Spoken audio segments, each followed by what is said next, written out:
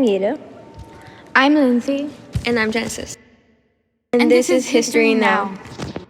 In this episode, we'll be focusing on the geography of Japan. We'll be discussing the physical aspect of Japan, the geographic impact, and the settlement. We'll now be focusing on the physical aspect of Japan. Japan is known to have a beautiful scenery, a sufficient amount of bodies of water, and many mountain regions.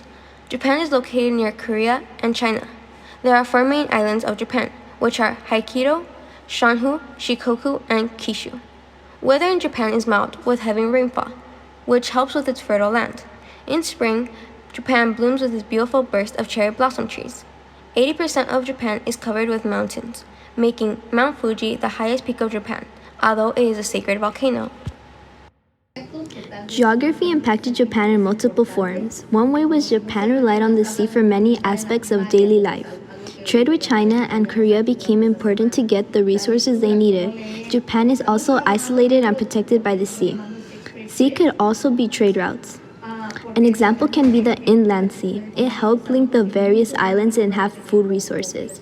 The mild temperatures and heavy rainfall is an advantage of Japan's geography because it is a flat plain and provides fertile land, plus a central location. Japan was geographically isolated from the rest of Asia, making it difficult for other countries and cultures to trade with them or invade. Since Korea was the bridge between China and Japan, which caused cultural diffusion to occur in Japan. Now we will be focusing on the settlements of Japan and how people adapted to the islands. Japan provides many mountains, greenlands, and bodies of water.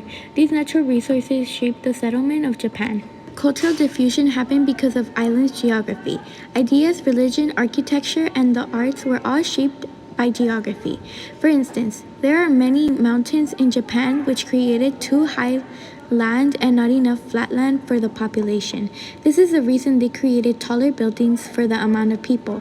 There were also a lot of earthquakes, so they had to make the buildings resistant to the powerful shake. The Greenland and bodies of water helped with farming. They grew rice, wheat, barley, soybeans, and numerous amounts of fruits and vegetables. This gave them a good deal of produce for their population and for trade.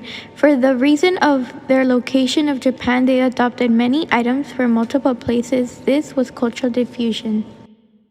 In conclusion, we recapped all the geography of Japan, the way it looked and what kind of landforms were found there. We also overviewed the impact the geography had on Japan. Finally, we went over how people settled in Japan. These are the main points of the geography of Japan. Thank you for listening. This concludes this episode on the geography of Japan. This podcast is sponsored by Starbucks. You should go try their new iced toasted vanilla oat milk shaken espresso. This blonde espresso is caramelized vanilla shaken together with ice and topped with oat milk for a refreshing cold beverage to boost your day for under 200 calories. Stay tuned for our next episode.